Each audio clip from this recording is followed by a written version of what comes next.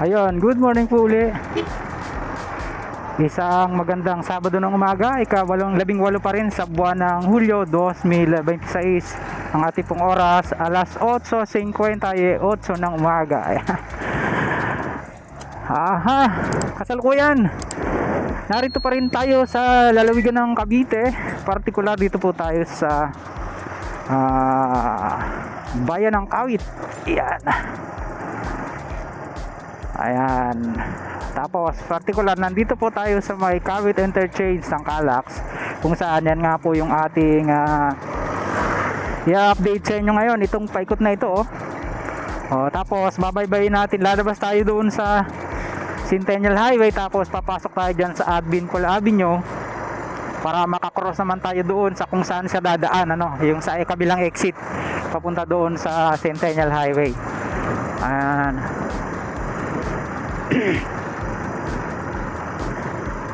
Medyo busy sila, kasi Sabado may pasok, tuloy-tuloy. Magandang umaga po muli sa ating mga taga-subaybay. Welcome back po. Pasensya na dahil medyo hindi kagandahan po ang panahon nitong mga nakakaraang linggo, and then busy rin tayo sa trabaho. Buti na lang ay nakapag-rest day tayo ngayong araw, at habang tayo ay nagpapahinga, magbablog po tayo. Ayan.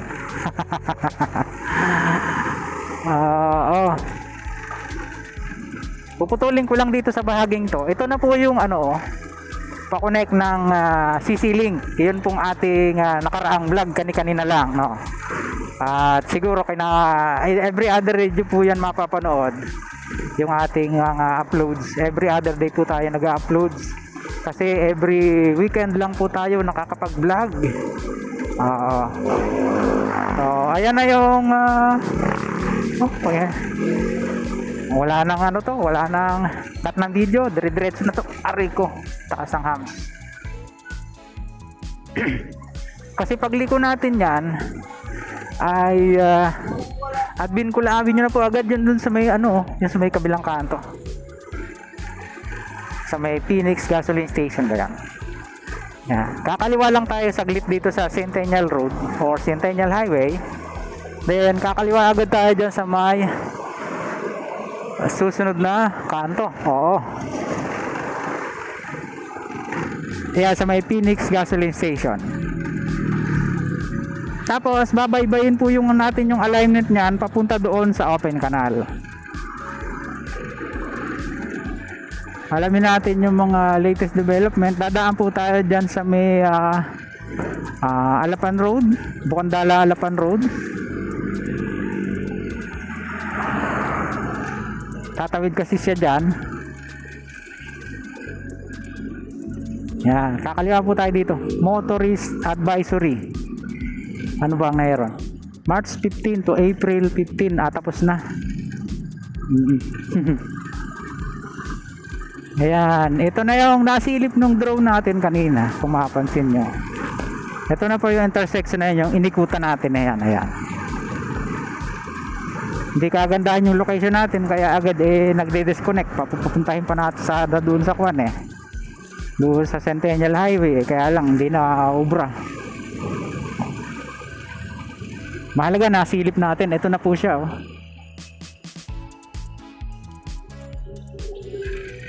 Dito siya tatawid. Ganito na lang ba siya talaga? Ganito na lang siya, intersection lang dito, magkakaroon siguro ng traffic light. Tapos may bagong building na ginagawa. Yan, palabas na po ng Centennial Road din yan.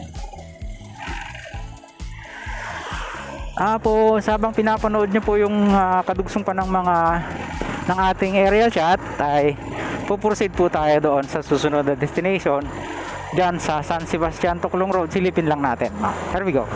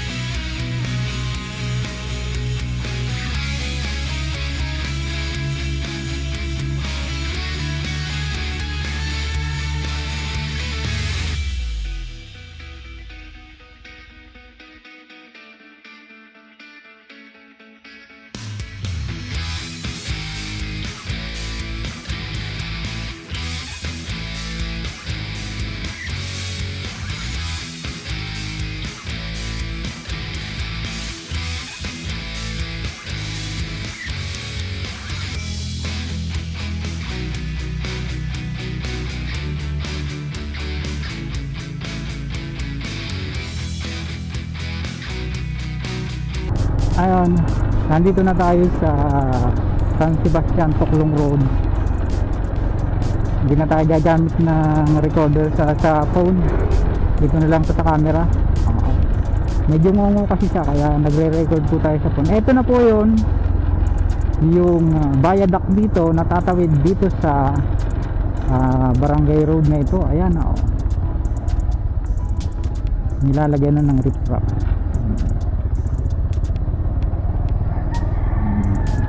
Ginagawa ng pahingahan, malilim na eh.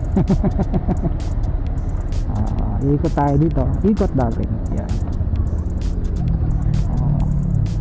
Diba? Ito na po kasi yung sunod nila na target buksan.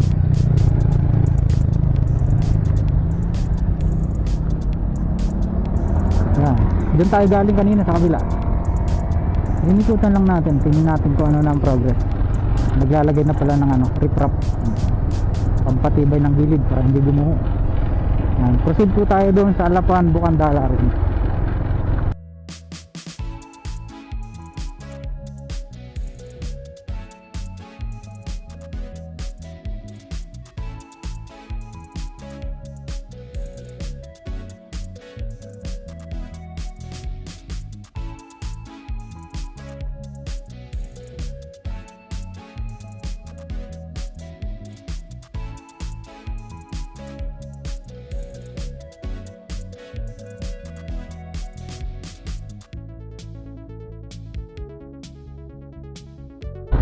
Nandito na po tayo sa Alapan, Bukandala Road, kung saan tatawid nga din po dito yung alignment ng Calak.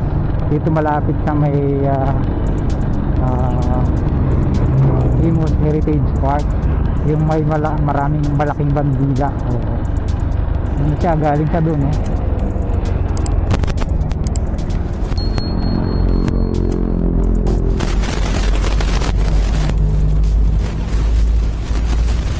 doon. Ganda rin pa ng development dito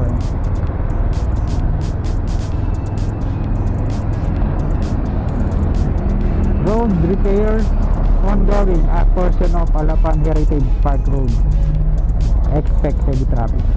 Yun lang nga.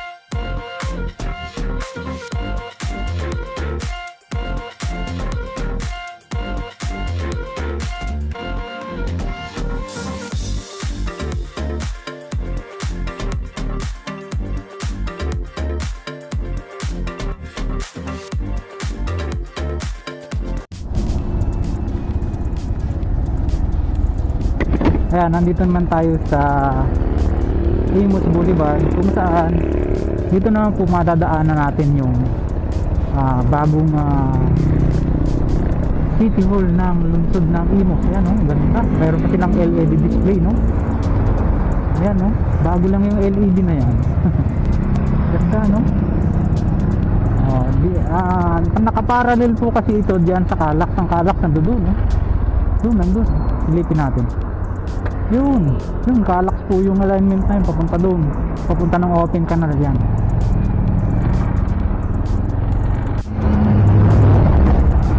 Ayun, ito na yata yung Navarro Road.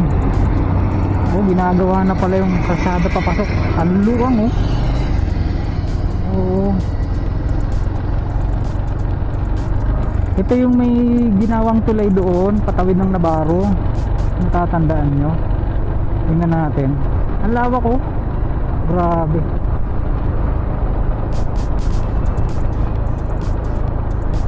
Tapos ito na yung Calak.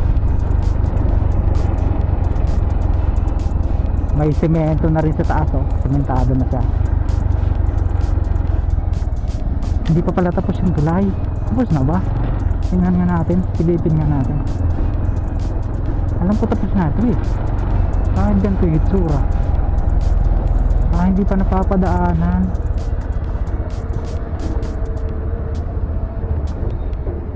Hindi pa nadadaanan pala. Pero tapos na. Ayan no? Saan tumatawid yung mga tao? Yan na oh. Patawid na po ng Navarro yan. Tapos ito na yung Calak. Doon tayo kukuha ng aerial shot na malapit. Kasi konti na lang yung baterya natin. Ayan, ang ganda na pala dito. Pinaluluang yung kalsada.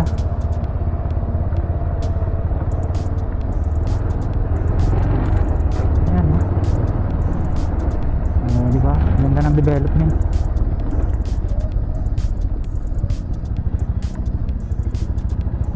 Ano, luwang.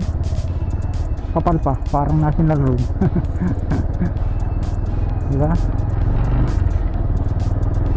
Proceed po tayo doon, malapit na sa Open Canal.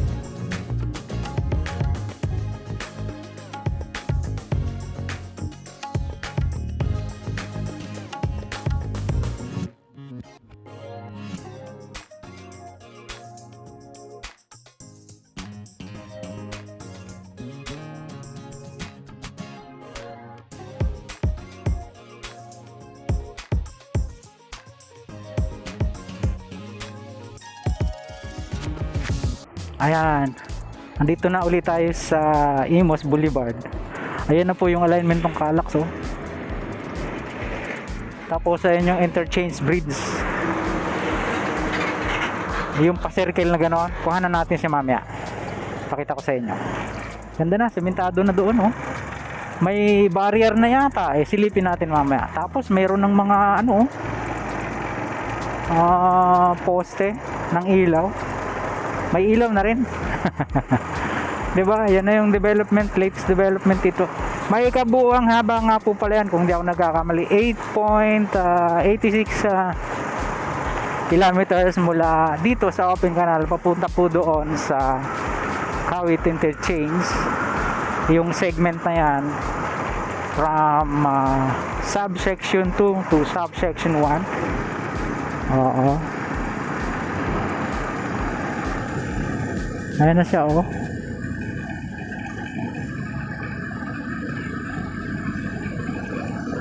Open Canal na yung una-unahan ng kaunti. Kaya lang nagkakaroon ng pagsisikip. Kasi tingnan nyo, from 3 lanes, eto na, ganito na siya oh. Medyo hindi pa nakakaayos sa right of way. Ito lang namang entrada ng Imus Boulevard no. Oo. Yan. Medyo worst pa yung scenario dito kasi nga ito oh, nakita nyo naman from Maluang to Makitid.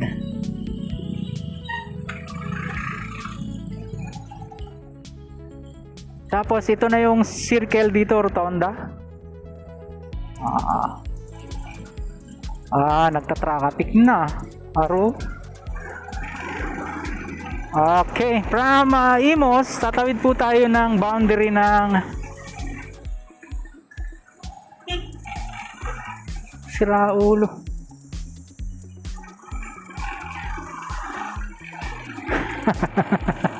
Ayan, from Imos, tatawid po tayo ng boundary ng Gentry para masilip natin itong open canal interchange nitong Calax.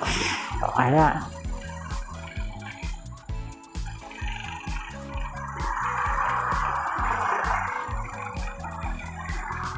Yun na siya, oh. Yun. Oh, ganda, di ba?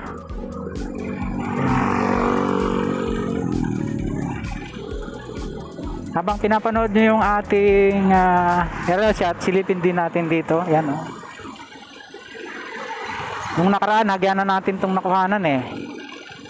Ito na po yung waterway bridge dito. At the same time ay viaduct. Natatawid dito nga sa open canal. Tapos sisilipin natin yung ganda natin yung papunta ron, no?